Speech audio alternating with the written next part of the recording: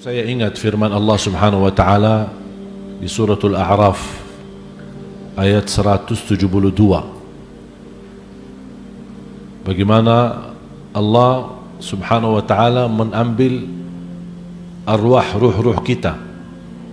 Wa idh akhadha rabbuka min bani Adam min zuhurihim dhurriyyatahum wa ashhadahum ala anfusihim alastu bi rabbikum qalu bala shahidna an taqulu yawmal qiyamati inna kunna an hadha ghafilin. Semua manusia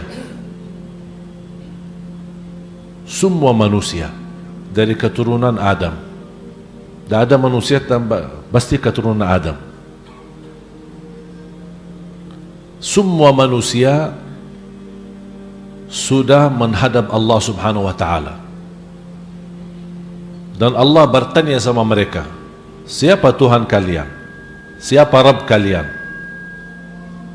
Tidak ada Tuhan selain Allah Subhanahu wa taala. Mereka berkata, kami saksikan la ilaha illallah. Seluruh manusia tahu kalimat itu. Semua manusia.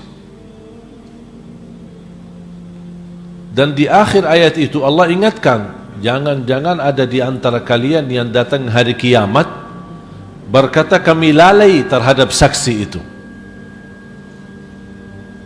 Ini belum dikeluarkan ke alam sulb, kemudian ke rahim dan seterusnya. Mereka sudah menyaksikan Allah Subhanahu wa taala adalah Tuhan kita, Rabb kita. Alastu bi rabbikum qalu bala syahidna. Dan ini ayat sama dengan hadis Rasulullah sallallahu alaihi wasallam, kullu mauludin yuladu ala al-fitrah. Semua anak yang lahir atas suci. Disebutkan kata suci atas Islam dan iman. Kalau Allah izinkan seorang anak bayi berbicara, siapa Tuhanmu? Allah. Apa kalimat tauhid? La ilaha illallah. Semua anak Adam. Ada orang bertanya, kalau memang semuanya seperti itu, kenapa sekarang ada Nasrani, ada Yahudi, ada Hindu, ada Buddha, ada macam-macam. Dan itu juga yang dibersabdakan oleh Rasulullah SAW. Allah menciptakan manusia dengan fitrah. Fashtalathumush syayatin. Dengan godaan syaitan, disebutkan juga di riwayat dengan ilmu yang disampaikan oleh para orang tua.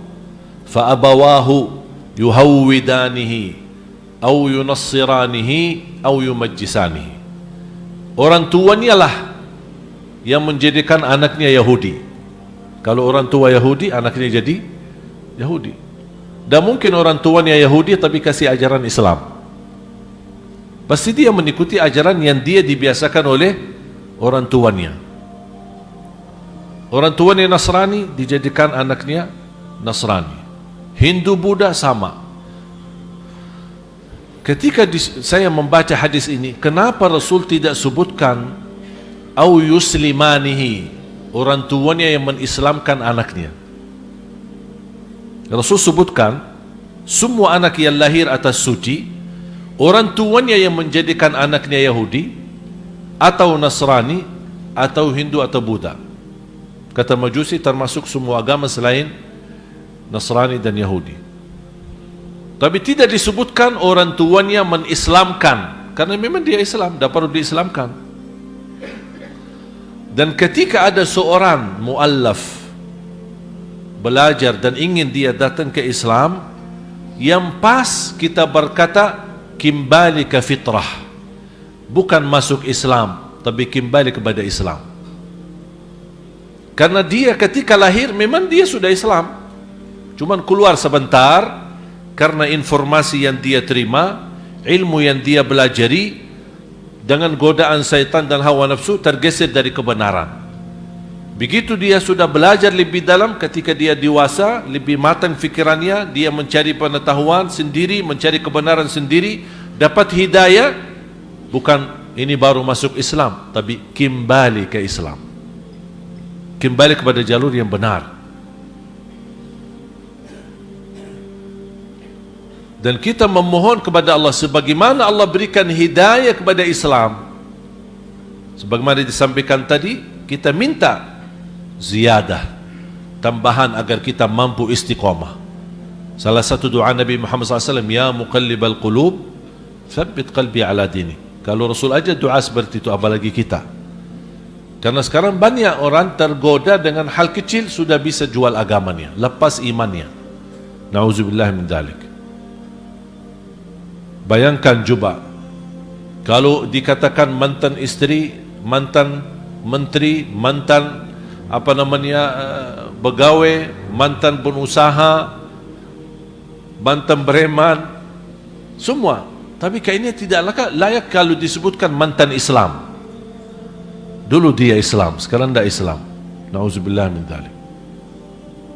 Ya muqallibal qulub tsabbit qalbi ala dinik. Disebutkan juga ya musarrifal qulub sarrif qalbi ila ta'atik, supaya hati kita terus ingin beribadah, karena itu asas diciptakan oleh Allah Subhanahu wa taala, dasarnya untuk beribadah. Dan inti umur sebenarnya bukan berapa usia kita, tetapi apa isi usia kita. Sebagaimana bersabda Rasulullah SAW di hadis yang sahih, ni'mal abdus salih man tala umruh wa hasuna amaluh. Panjang usia, baik amalan. Makanya para sahabat yang masuk Islam ketika ditanya, gimana umur inti berapa? Dia bilang 10 tahun. Kok 10 tahun tapi nampaknya sudah tua, 50 atau 60. Karena mereka menganggap ketika menerima Islam, menerima dakwah Nabi Muhammad dan memperjuangkan Islam, disitulah umur yang diakui dan bisa dikatakan itulah umur yang hakiki. Di masa jahiliyah umur kita itu semua sia-sia, kami tidak hitung karena sia-sia.